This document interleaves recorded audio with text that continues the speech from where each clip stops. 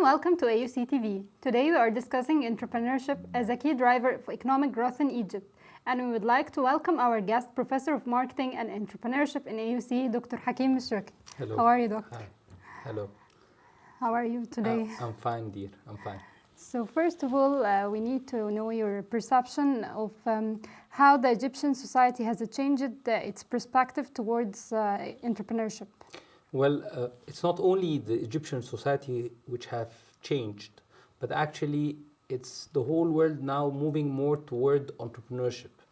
The common way of looking at things like I want to graduate and work in a multinational or work in a very good position has changed. People want to become their own bosses. People want to pursue their dreams, and therefore now the trend of entrepreneurship is increasing step by step.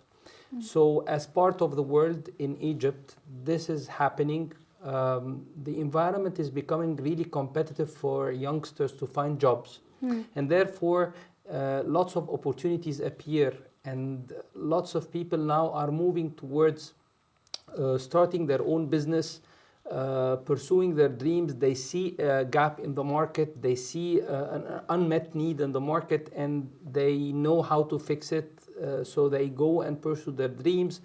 Lots of them have gained a lot of financial returns as well as social returns. So I think this is a very lucrative area, and it's growing, and it will keep growing for a long time. But don't you think that entrepreneurs here in Egypt face many struggles and challenges? All businesses, not only entrepreneurs, but all businesses face struggles and challenges. But let's talk a little bit about what kind of struggles would they face. So there are lots of things. First of all, they have like a legal struggle. The second thing, a struggle to get funding from outside entities. Of course. Struggles to find special resources that we need, like human capital, trained human capital, like employees, like an environment or co-working spaces that they can work in. But currently there are lots, the entrepreneurship ecosystem is now full of angel investors, seed funding, incubators, accelerators. So the ecosystem of entrepreneurship is growing step by step. And most of the people are now finding lots of opportunity. For example, here at AUC, we didn't have some years ago the V Lab. Now we have the V Lab, and we're incubating many startups at AUC. So I think, no, it's improving. These struggles are becoming less and less, and the government actually has realized the importance of entrepreneurship, and therefore more and more encouragement is received from the government. How do you see governments help startups to grow? Well, the government can help startups to grow by having, first of all, the investment law is being changed, so this is a very good step for organizing or institutionalizing the how companies can be formed, how the funding can be received by encouraging NGOs and investors to come and invest. So actually the government is just laying the infrastructure to make it ready for the ecosystem to work all together. Okay. So I think this is the most important role of the government. Since this is your opinion, now let us see how AUC students prefer getting a job or starting their own business. Be an employee, because I prefer having a job that is that has consistency and less risk than starting up my own business that has so many risks and so many stress, and that's it. Yeah, I would rather to work as an employee. I don't want to take risk at first. Yeah, for a certain level, then I can create my own business. I would rather to start as an employee, because I think that as an employee I will get more experience. I will know which field I would rather to continue in and to build my startup in. So I think that I need 2 or 3 years after I graduate in order to get the idea I need for a startup, and then I'll go to have my own startup business. I would rather open my own business because I don't like working for someone. I would rather work as a part-time when I'm in university, and when I graduate I would have my own startup so that I had gained experience. So how do you see that? Like people are preferring getting their own job? Well, lots of people, because entrepreneurship comes with a little bit of risk. And not, the risk aversion of every student differs. There are Definitely. people who are very high risk averse, and therefore they prefer to get a job at a well-established institution like a multinational operating in Egypt, so that they can secure their future. We have a very nice example of two AUCians, Okhtain, who really went out of the box. They created a very nice series of bags. They are now in a multinational brand. Yeah. And these were like normal students who pursued their dreams. I have also examples, even inside my class, of students who already have their own business. Or students who would like to pursue their own business. And you had like an experience before to be an entrepreneur? So Yes, I did have this. First of all, I grew up in a family business.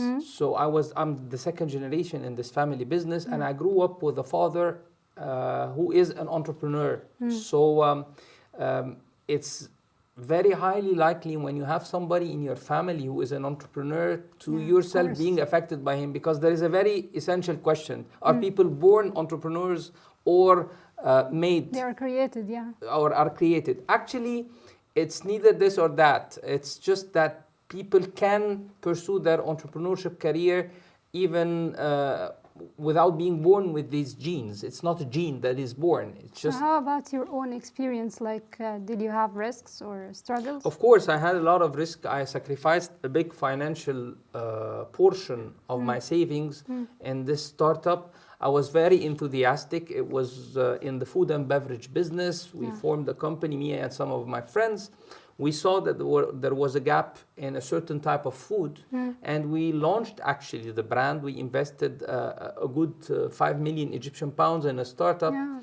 It was from our own equity money. So, and we actually invested more of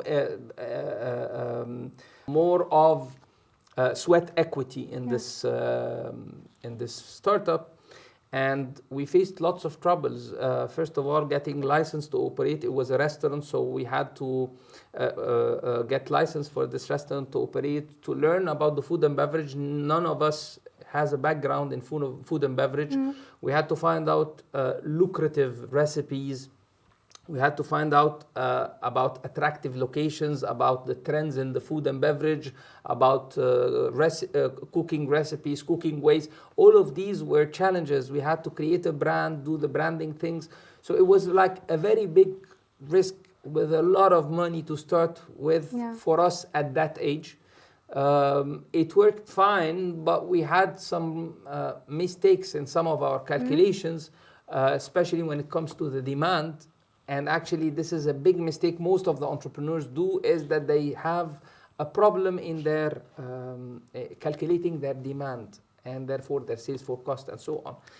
And although all these struggles, you didn't lose the passion of being an entrepreneur. No, I will not. I will never lose the passion of being an entrepreneur. Look at all entrepreneurs around you. They didn't get the click or the start from the very first beginning. They started their project. They fail so many times until they become mature enough and they know the right formula to succeed. So as an entrepreneur professor, did you have a student like inspired you or really had a great idea? Yes, actually, I do have a group of students. Actually, they are currently enrolled in my class, and actually they have a great idea about a new application that serves the pet owners. Yeah. Yeah, and they are preparing to launch their applications, and really they're very enthusiastic about it. Actually, I'm willing to be like an angel investor, investing with them a little bit of money to help encourage them, and I think they will come up with a very brilliant And product. why did you pick this certain a certain group? They were in my class, and I loved the idea that they had. It's a market that is really growing in the past few years. It's a market that has a potential. The idea is brilliant. And actually, I have two groups of them who are doing something similar, but some have really more passion towards succeeding. So as an entrepreneur, Like, do you think that an entrepreneur has to start at a certain age, or he can or she can start at any age? Well, Colonel Sanders, when he started KFC, it was at the age of 65. Yeah, wow. And he is a very successful person. And of course, he passed away, but he's a very successful person. There is no specific age. Actually, research has proved that the average age for starting was 40 something years. So it's a wrong myth that people are bound to start their own business at the age of 20. There is no specific age.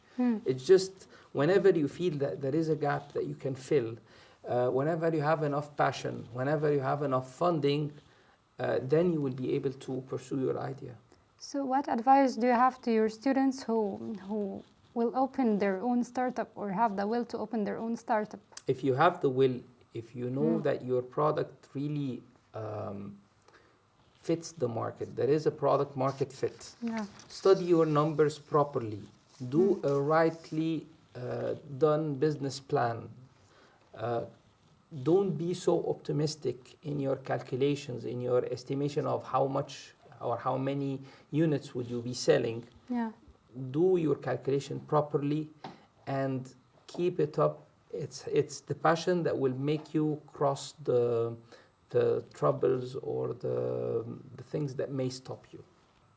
Joined us today was Dr. Hakim Mishriki, an entrepreneurship professor who seeks to convey his experience to AUC's upcoming generation of entrepreneurs. Thank you, Doctor, very much. Thank you. And this is Engy ELzakazeky presenting. Thank you for watching.